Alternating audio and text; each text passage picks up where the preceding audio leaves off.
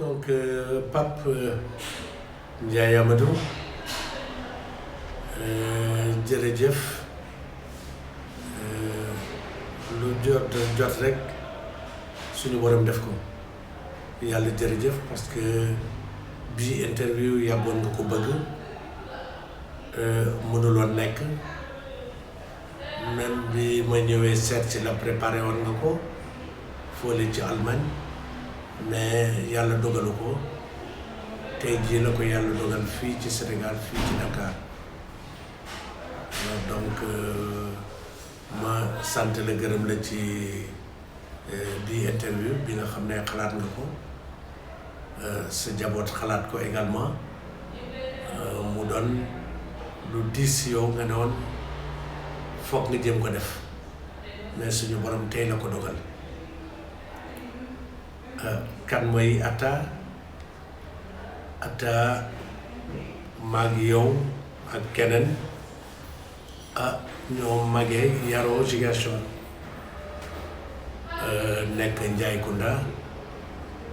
ñu dul koy woy aujourd'hui Ndiaye Kounda famille muy Ndiaye Kounda Abbas nga xam ne certainement amul kenn ku nekk Ziguinchor koo xam ne xamuloo boobu famille muy tabarfakalla macha allah famille bi nga xam ne yaatu na lool damay faral di ko wooyee bataillon de Joinville ci famille boobu la ñu bàyyee ko dëkk Santhiaba ñu am ñeneen ñi nga xam ne ci biir famille bi lañ nekk ay Bukot ak feneen alwaar ak ñoom seen waaye moo xamal na ne Santhiaba boobu la ñu magee jàngee fu football bay tey jii fi ñu toll Santhiaba bi ñu fa nekkee yàlla dafa dogal ñuy football ci koñ bi ba jamono yi nga xam ne yàlla dogal na ma at mi centre agricole ñu koy woy EATA ma demoon foofu di ci football match scolaire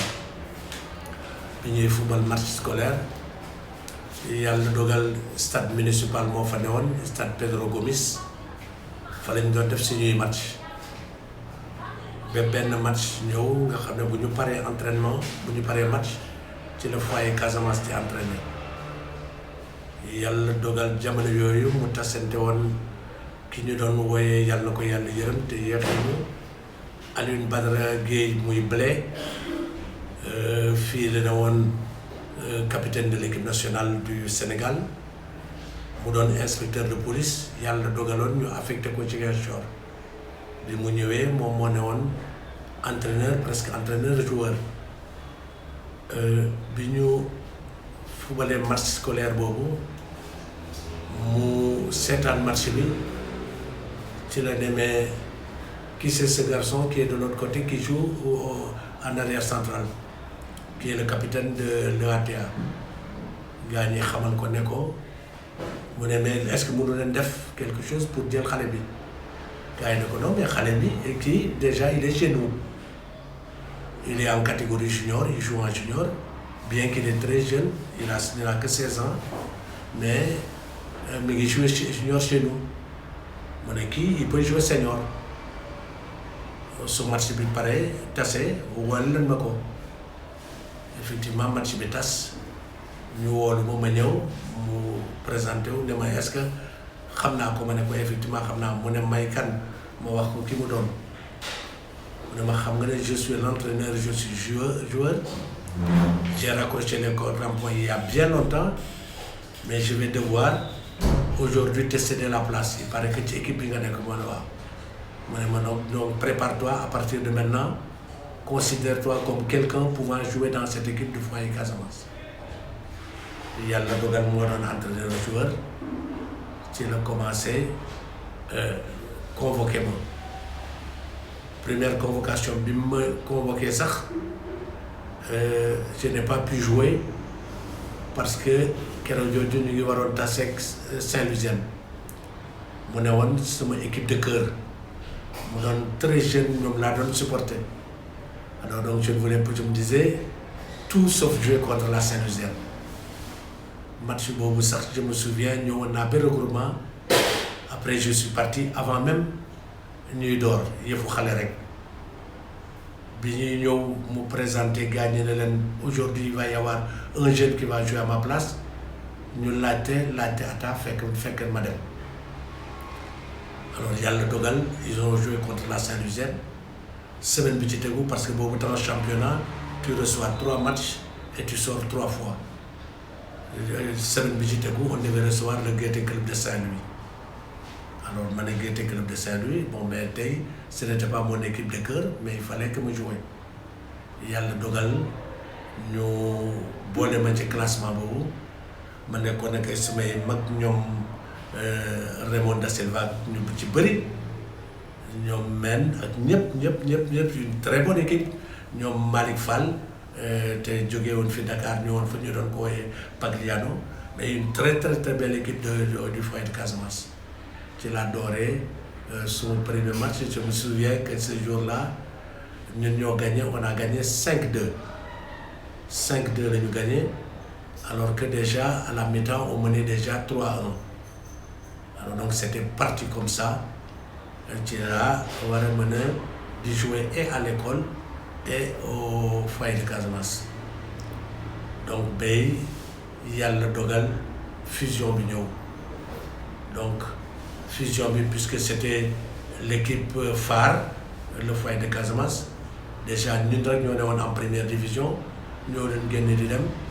il y a eu que Lamine Diack tout de suite ñu dénk ko le football mu ne il fallait avoir des clubs forts il fallait que ñu fusionner les clubs les petites équipes là ne peuvent pas prospérer donc à tous les niveaux il fallait que ñu def une certaine réforme moom la ñuy wax la réforme Diack bu juróon les différentes fusions au niveau de toutes les régions du Sénégal am na ñoo xam ne ils avaient fusionné am na ñoo xam ne dañu bañoon fusion bi tel que la Jeanne d'Arc de Dakar ñooñu dañu bañoon fusion mais ak l'US Gorée mais ñeneen yëpp nangoon nañu fusionné alors donc ñun c'est comme ça que effectivement bi ñu ko waxee la Jeanne d'Arc de Ziguinchor avait refusé mais après ñoom dañu fusionné ak Entente Giasec mooy fi nga xam ne ñun suñuy xarit yi ñu bokkaloon koñ yëpp fa lañu newoon Seck donc ñoom ñoo fusionné ñun ñu fusionné ak Galia ak Union Sportive Club Casamançaise donc USC donc ñetti équipe yooyu ñoom ñoo fusionné j'avoue que ça n'a pas été facile ndax la première réunion est tombée à l'eau ndax revendication yi parce que bon c'était à l'époque Galia sax c'était des modérés mais waa USC avec le vieux Malick Diop bi yàgg en Casamance te jóge woon Louga Malick Diop qui en était le président qui a aidé le club USC à prospérer moom it à un moment donné alors première réunion bi c'était tombé à l'eau et ñu ngi ko defoon cinéma Rio bi nekk Bukot ci rond-point bi ci marché bi noonu ça n'a pas prospéré ñu joxewaat une deuxième chance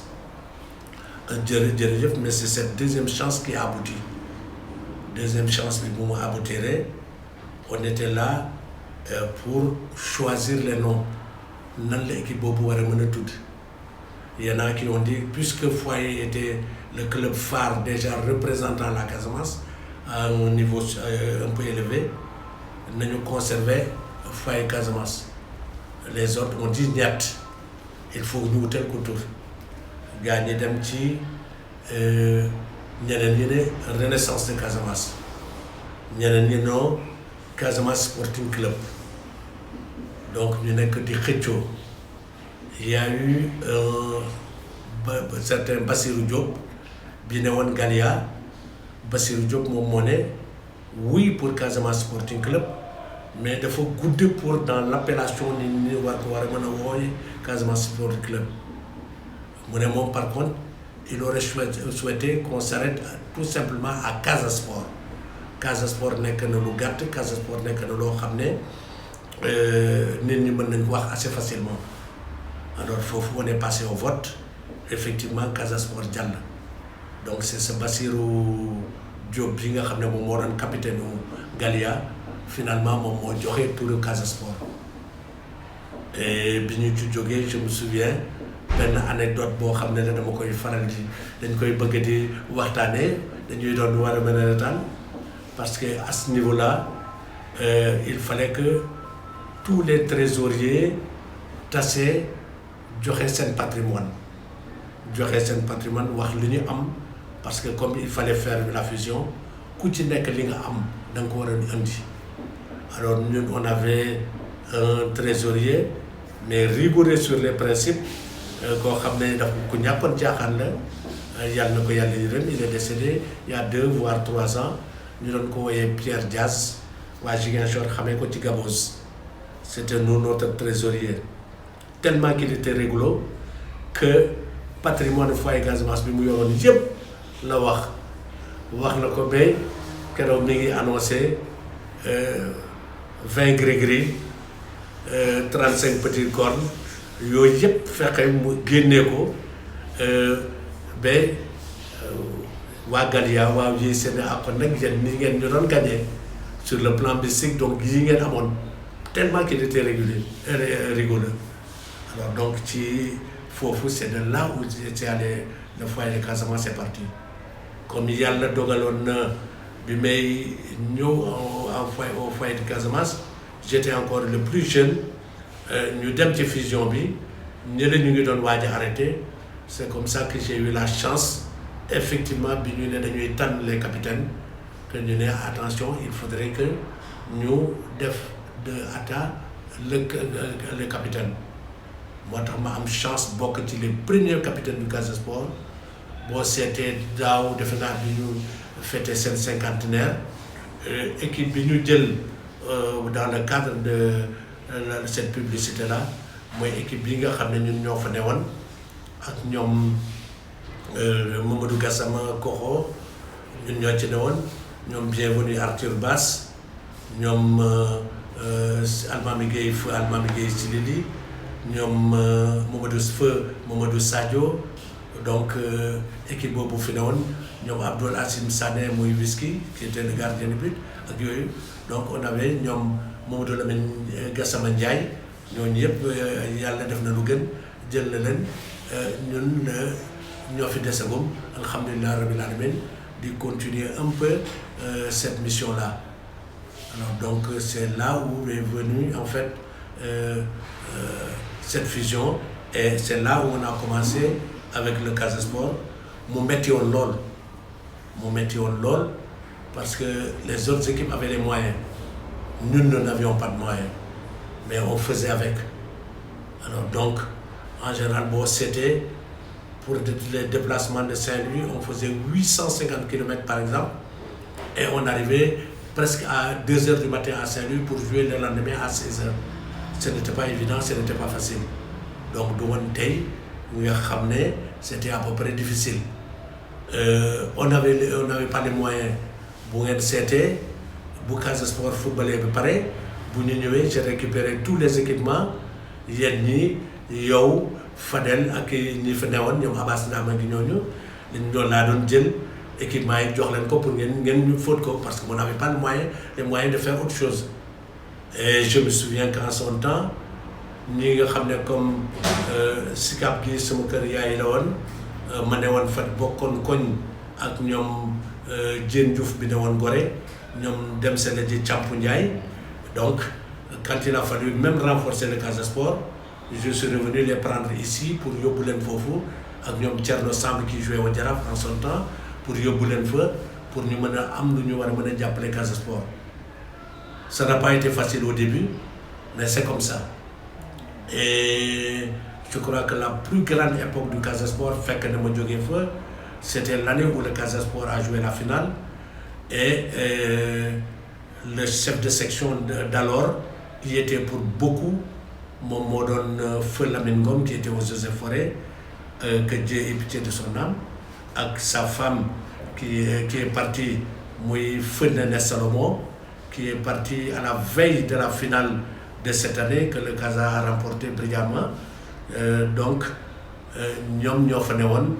ñu yóbbu Casa dans une dimension comme celle-là. Et Néné, je crois savoir que si Néné a commencé à militer au Casa Sport, j'y ai été pour beaucoup, parce que nous avons presque service, on faisait les tournées ensemble. Donc, on a commencé à faire une carte d'invitation quand le Casa jouait pour que nous puissions ici. Alors, donc, son frère Iblen était là également, et Iblen a forcé cette possibilité que Néné vienne nous donner un coup de main, parce que le c'est comme ça que d'une manière ou d'une autre qu'ils se sont investis, cette famille-là, monsieur et madame Gom, pour aider le Casa Sport pour pouvoir mener atteindre le niveau que le Casa Sport atteindre. D'ailleurs, pour preuve, la première finale a été que le Casa a disputé. Nous avons logé aux efforts dans le parc de Anne. Donc, je crois savoir que, effectivement, bien fait jogger, quelqu'un comme Ousmane Ndiaye compliqué, moi am idée parce que garab yu bëri woon na fa mu dagg branche mu ne nañu jàmbadong, et les gens ont coupé les branches, ñu jàmbadong, ils sont arrivés comme ça au stade. Donc c'était quelque chose d'inédit, quelque chose boo xam ne ça a frappé les gens. Nit ñi yaakaaroon nañ ne c'était peut-être le mystique, mais dans une certaine mesure Ousmane Ndiaye, dans sa façon d'agir, comment est-ce qu'il était, bout en train, aussi un homme rigoureux dans les principes, a aidé quelque chose, a aidé à cette équipe-là de se décomplexer et de venir faire une très belle prestation pour la première Coupe du Sénégal du Casa Sport. Alors donc moi j'étais déjà passé de l'autre côté du Casa Sport. J'ai eu la chance donc affectation de l'OSI de Ziguinchor, parce que dans le cadre de mon service, Binmé affecté, c'est à Tamba que j'avais été affecté. Donc je suis allé à Koussanar, mais ce n'était que pour un temps bien réduit, parce que c'est même foyer de Casamance Casa Sport, nous avons fait ici, le foyer de Casamance nous avons fait ici, nous avons délossé à Ziguinchor, et effectivement, affectation m'a délégué Ziguinchor pour Dakar, et j'ai pu quitter le Casa Sport. Alors, bienvenue à Dakar, concours de circonstances, nous avons habité donc chez ma maman, c'était à la SICAP Liberté 1. Liberté 1, nous étions plus proches du Sacré-Cœur, où la Jeanne d'Arc s'entraînait, et finalement, ça a été quelque chose dans mon adhésion à la Jeanne d'Arc. Parce que je m'a affecté, les 2 premières semaines, j'ai dit, je fais une observation. J'étais le capitaine du Casa Sport, donc je viens à la Jeanne d'Arc, je venais à Dakar, ce n'était pas pour faire banquette, mais il me fallait voir dans les différentes équipes ce qui se faisait de mieux ici à Dakar. Mon donne Jeanne d'Arc, mon donne Djaraf, mon donne Gorée. Je les 3 équipes-là, parce que les autres équipes, avec police, avec ASFA, c'était des équipes paramilitaires. Je me suis dit qu'il aurait fallu, dans les équipes traditionnelles, équipes qui de la fois mais pas pour faire banquette. Et je suis resté, j'ai regardé, observé les 3 équipes. Je me suis dit, les Gumnane, il y a des équipes qui sont en place. Mais tout de suite après, je me suis dit, s'il fallait aller à l'école de Médine pour le Djaraf, ou aller directement à Stade Hassan Diouf ou s'entraîner Gorée de Fassori. Alors que le Sacré-Cœur c'était à quelques encablures, donc je me suis dit, bon, il aurait fallu que j'aille à la Jeanne d'Arc. Alors Jeanne d'Arc aussi, fait qu'on a,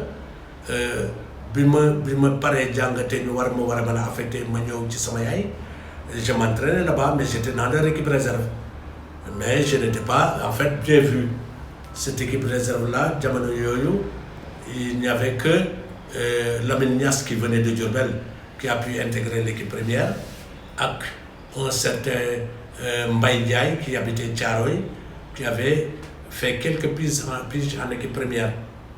Alors, mais quand même, j'étais remarqué. Alors, je me demandais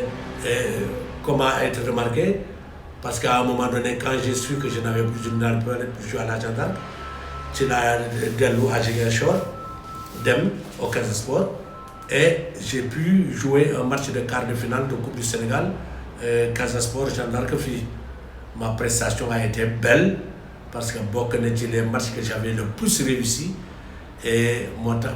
j'ai opté pour venir à la gendarme. Le premier jour d'entraînement de Madame j'ai entraîné Sacré-Cœur, fait que l'équipe n'était pas là. Je ne savais même pas que l'équipe était à Demba Diop pour les besoins de la Coupe d'Afrique. Mais je me fais supporter Guissé, tout de suite les dirigeants pour leur dire attention, Ataïla. Donc il est venu s'entraîner là-bas. Si on ne fait pas attention, une équipe peut nous le choper. Alors il y a le Dogal. J'ai trouvé ma maman. Je dirigeant GIA ñëw nañu fii nee nañu ëllëg au lieu que ngay dem Sacré-Cœur di entraîner ñu ñëwal directement à Demba Diop l'équipe y est. Alors donc le lendemain effectivement je suis allé à Sacré-Cœur à Demba Diop et je crois que biñ ma gisee à l'entraînement il y avait Haribo le Guinéen Haribo qui était entraîneur et effectivement gars yi présenté ma ko. Il m'a utilisé pour le premier jour d'entraînement. Faut également y aller du minimum. J'ai fait une très très très belle prestation et c'est parti comme ça du côté de la gendarme. On a même été obligé d'antidater ma licence pour que mon était le qualifié jouer. Et je me souviens que mon premier match à la gendarme, c'était contre le Mbossé de Kaolack, qui avait les Moussa Traoré. Le petit Cham, et je crois que c'était une très belle équipe de Mbossé, qui a gagné 4-0. Et c'est parti comme ça, du côté de la gendarme. Effectivement, j'ai pu jouer quelques saisons, jusqu'à ce que Laïso, qui était entraîneur du Casa Sport à un moment donné, est revenu sur Dakar prendre la gendarme. Il faudrait que toi tu arrêtes la compétition, que tu viennes, j'ai besoin de toi sur le banc de touche. Et c'est comme ça que l'AISO m'a dit un peu le virus du coaching et je l'ai secondé à ce niveau-là, du côté de la gendarme, et c'est parti comme ça. Je suis gendarme, je suis entraîneur fofu, je suis équipe, ce n'est pas facile, et je me souviens que quand tu es venu du Casa Sport, du Ziguinchor, tu as fait une pige à la gendarme, j'étais entraîneur. Mais tu sais même que ce n'était pas un club facile. Alors donc tu m'a fait entraîner, il y a le dimbali j'ai pu peut-être gagner quelque chose en tant que joueur. J'ai également pu avoir la chance de gagner quelque chose en tant qu'entraîneur. Et c'est une quand nous avons été champions du Sénégal, après 12 ans ou après 13 ans, tout le monde faisait la fête. Mais moi, je n'ai pas pu faire la fête. Je me souviens que ce jour-là, j'étais en larmes. Après le match et dans les vestiaires. Wow. Donc, et que le lendemain, même les journalistes titrés, la gendarme était en fête, mais Atta était en pleurs.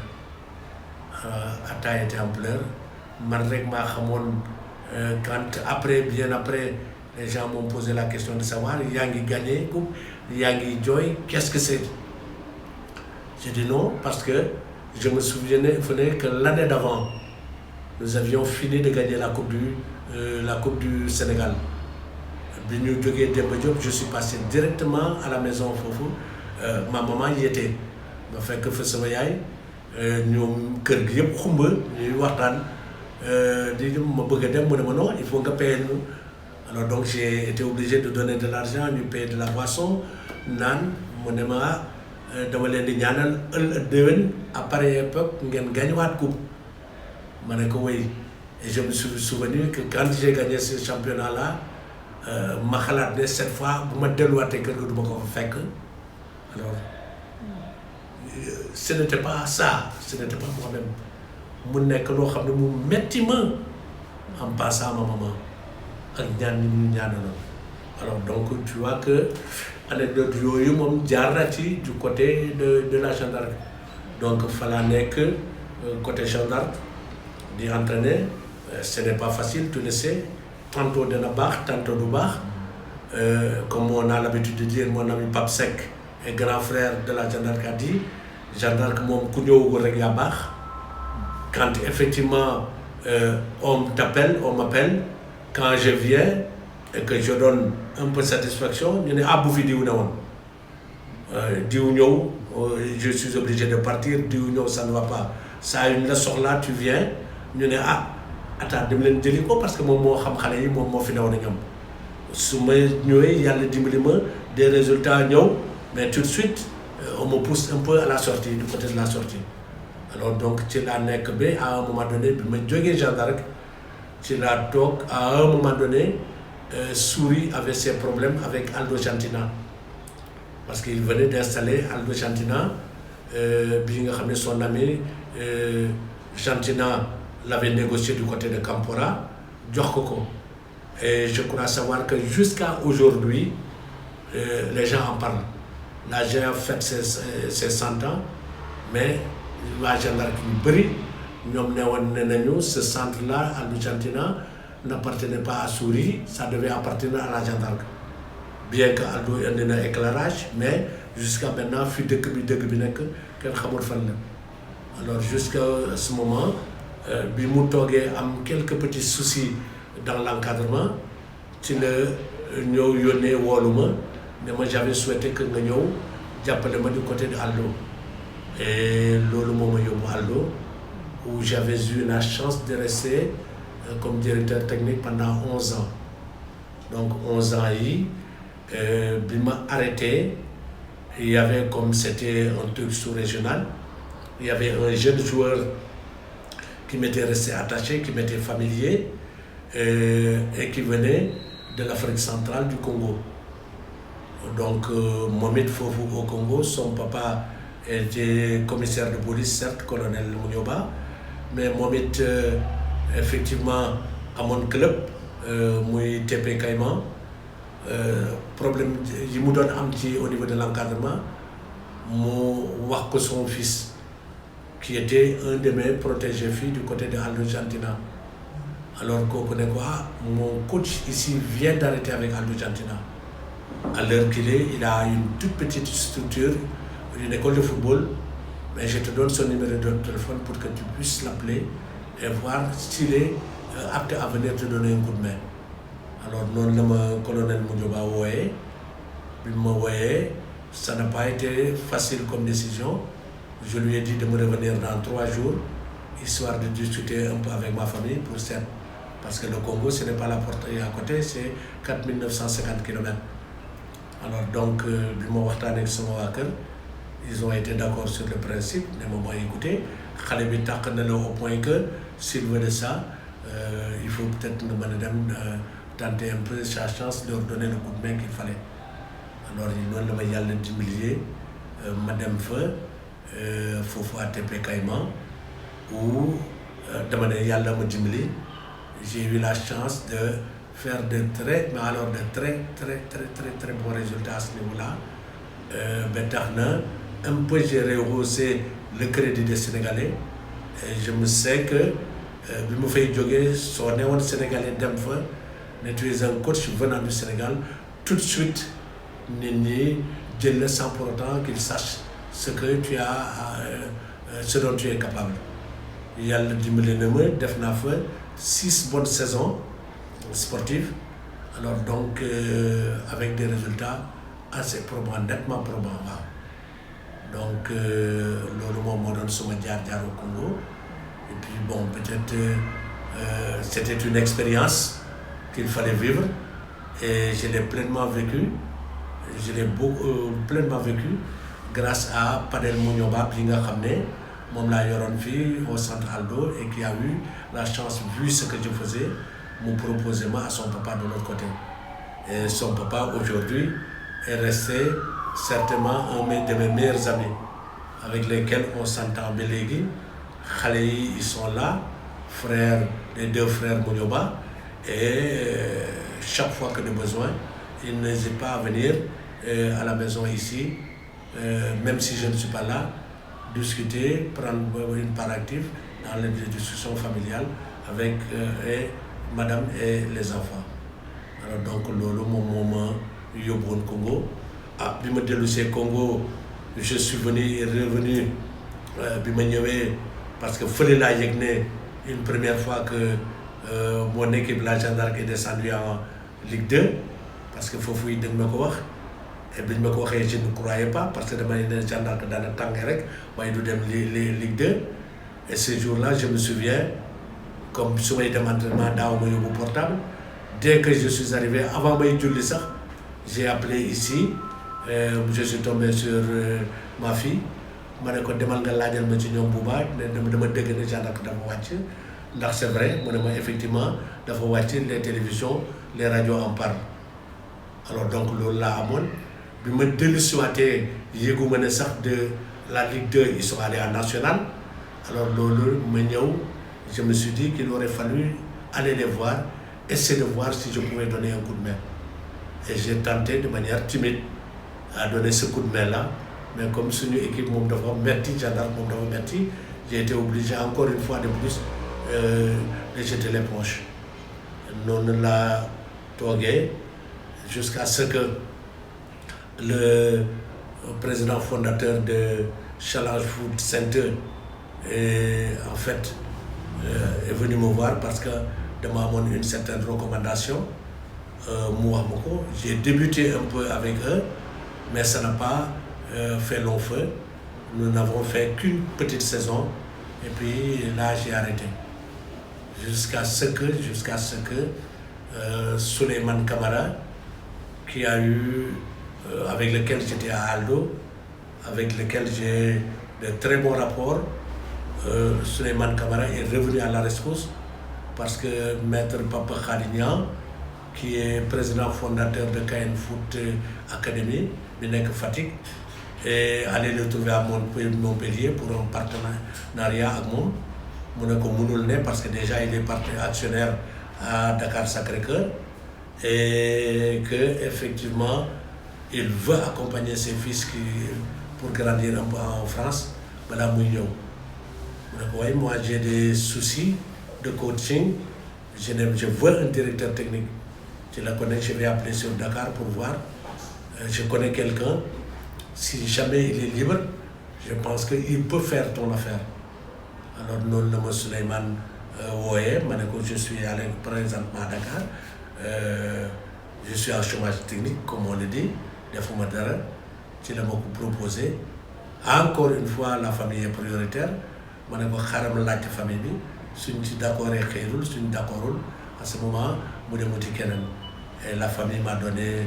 un peu le quitus pour dire que c'était chose faite. Et puis j'ai accepté finalement avec Pape Khali, Madame Djelelgo, son académie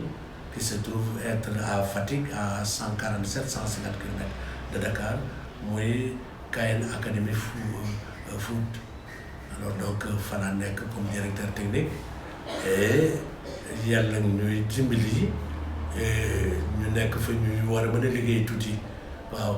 Et peut-être la toute première opération que nous avions faite moo doon c'était dans le cadre du partenariat d'amener les 6 garçons qui devaient avoir 3 mois de stage au Standard de Liège.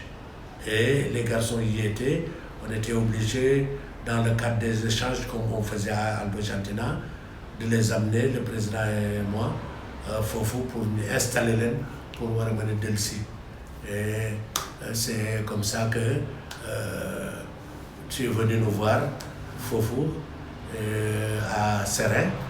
Et ça a été quelque chose qui m'a beaucoup marqué le quartier belge là, le quartier des Serins, parce que nous autres Sénégalais ou nous autres Casamançais, on connaissait bien Serein, parce que ça a été la première destination de Jules François Bocandé. Foofu la jëkk dem quand il a été suspendu à vie et que le gars a levé sa suspension quand il est allé, c'est à Serein qu'il s'est installé en premier. Alors donc, foofu, j'ai eu la chance, pendant une bonne dizaine de jours, de pavaner un peu dans les rues de Serein, et chaque fois que j'ai besoin de me rappeler de Jules François Bocandé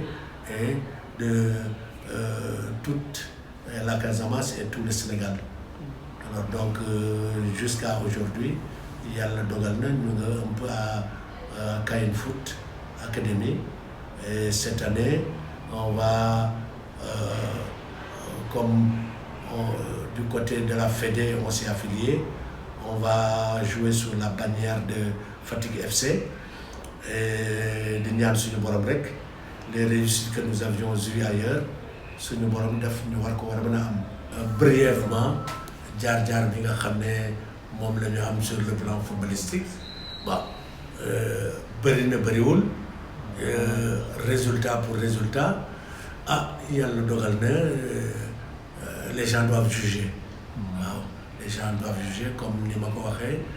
yàlla dogal na ne tey jii ce qui se fait de mieux dans ce football sénégalais là, certainement c'est le championnat du Sénégal. Yàlla jox na ma ko dans le cadre de ma collaboration avec la gendarme, on a été champion du Sénégal. Deuxième bi ci tegu, c'était la Coupe du Sénégal. Yàlla dimbali na ma avec encore bien entendu la gendarme, jël naa ko en tant que footballeur, jël ko en tant que coach également. Finale bi ñuy gagné en Coupe du Sénégal, bi ma nekkee joueur, c'était contre l'ASFA. Donc c'était contre l'ASFA parce que la GIA venait de perdre auparavant 2 finales de Coupe du Sénégal contre le Jaraaf et l'US Gorée. C'était sa 3e finale d'affilée. 3e finale boobu ci la yàlla dogal ma ñëw du côté de la gendarme jouer cette finale-là contre l'ASFA. Donc ça n'a pas été facile ce jour-là parce que j'avais en charge un Koulibaly qui avait été le meilleur buteur du Sénégal parce qu'année boobu Koulibaly avait marqué 44 buts dans le championnat du Sénégal. Defe naa ba léegi c'est lui qui bat le record, 44 buts. Donc j'étais confronté à Koulibaly. Et peut-être c'est les gens de la gendarme qui aiment raconter cette anecdote-là. Il y a le dogal toujours dans le cadre de ce match-là. On était à égalité avec l'ASFA. Quand tout de suite j'ai sorti un ballon, supporter gendarme yu bëri ba léegi moom lañ may rappelé, ñu ne bi Laye Diaw di wax Koulibaly se retourne, shoot, but non, le poteau ou la tête de Atta. Alors Laye Diaw ne c'est finalement la tête de Atta qui a sorti le ballon. Alors loolu moom ba léegi j'ai quelques supporters de la gendarmerie yoo xam ne ba léegi ñu ngi ko bàyyi seen bopp sur cette finale-là que nous avions gagné 3-1. Waaw, beneen finale bi effectivement boobu on jouait. Beneen finale bi ñu gagné, c'était contre la Linguère de Saint-Louis. Finalement on a gagné 1-0. Je crois savoir que c'était un but de Loulou Sow qui était entré en cours de partie pour gagner la Linguère 1-0. Donc moom mooy les 2 finales yi nga xam ne effectivement en tant qu'acteur, en tant que sur le banc de touche et en tant que joueur sur le terrain bi ñu gagné. Le championnat moom c'était sur le banc de touche, évidemment avec un collaborateur que je n'oublierai jamais, mu doon son mag qui m'avait précédé à la gendarme, mu doon fa jouer, mu doon Jacques-Marie François Sadio. Alors donc là également, il m'avait beaucoup apporté pendant cette période-là, même si je me sentais un peu perdu, c'est lui qui était là pour me remonter le moral, mais pour nous gagner ce challenge-là. Il y a le dogal également, troisième challenge bi nga xamné mom lañuy wara mëna wax au niveau du Sénégal mu donne la coupe de l'Assemblée. Yalla dimbali ma toujours avec cette gendarme là en tant qu'entraîneur ma gagné cette coupe de l'Assemblée. La quatrième coupe bi nga xamné mom lañu mëna wax avec la gendarme mom moy donne la coupe du conseil économique et social bi ñu ko indé yalla dimbali na ma aussi tam ma gagné ko en tant qu'entraîneur. Toujours yalla dimbali ma j'ai été parmi les entraîneurs qui ont amené la gendarme jusqu'en quart de finale de coupe de vainqueur de coupe d'Afrique. Alors lolu ce n'était pas mince, mais ça avait été quelque chose. Donc lolu mom mo ci né. Du côté de Aldo Gentina, comme on était un peu dans la formation, il y a le dogal aussi les deux premières coupes du Sénégal. Nous savons que les cadets doivent pouvoir le jouer. Ces deux premières coupes du Sénégal, il y a le dimélénement en tant que coach de Aldo Gentina, m'a gagné les deux premières coupes du Sénégal initiées par la Fédération sénégalaise de football. Donc à peu près lolu mom moy jaar bi un peu voilà, donc en tant que joueur un peu en tant que coach également. Waaw légui pour ñu yeggali man ben lenn la bëgg xam tour Atta bi fu mu joggé. Waaw Atta je crois que d'après li ma sama papa wax Atta bi mi ngi mako jox ci ben xaritam bi ñu doon woyé Atta mom en son temps Atta bobu dafa bari won ay mbam. Donc ñom sax effectivement dañu ko doon woyé Atta Kumba. OK. Alors de sorte que ñu ci bari ci Atta Kumba bobu lañu resté. De sorte que ku ma né Atta Kumba rek damay xamné yow ñoo magando damay xamné effectivement tu es de la famille proche ou djégé nga fa la famille. Alors donc lolu mom mo nek lo xamné lu lang la yoyu bu ma déggé rek lolu ma xamné effectivement ñeneen ñi ay promotionnaire bu ma déggé Ablaye mané ak ki c'est mon promotionnaire. Donc mon l'un dans l'autre ci nonu lañ may wara mëna woyé. Donc de sorte que ñu bari yaakar nañ né Atta mom mo doon moy su mo nek ci samay kay. Alors qu'en réalité c'est Abdoulaye. Même bu ñu dañu duggal Abdoulaye Atta mané len newul ci papier yi Abdoulaye mo ci nek waaw man lay jaajëfal di jaajëfal sa soxna parce que xamna né li itel nako li iteloon nako lool parce que ñom bu ñuy xamanté liñ leen wax rek ci gendarme rek lañ ma xamé won xamuñu won né amna yenen jaar-jaar notamment foyer de Casamance, notamment Casa Sport. Mais tay bi interview nu mu génné dana wara mëna tax ñu xam à peu près jaar-jaar yi fan la doré ak bëtt tay ji fan la wara mëna né. Donc football jangal na ma lu bari tax na ma maro mëna dëkk nit ñi tax na ma mëna jamm sant ak nit ñi tax na ku ne ma war la war a mën a jàpp ni nga waree parce que entraîneur dama jàng ci loo xam ne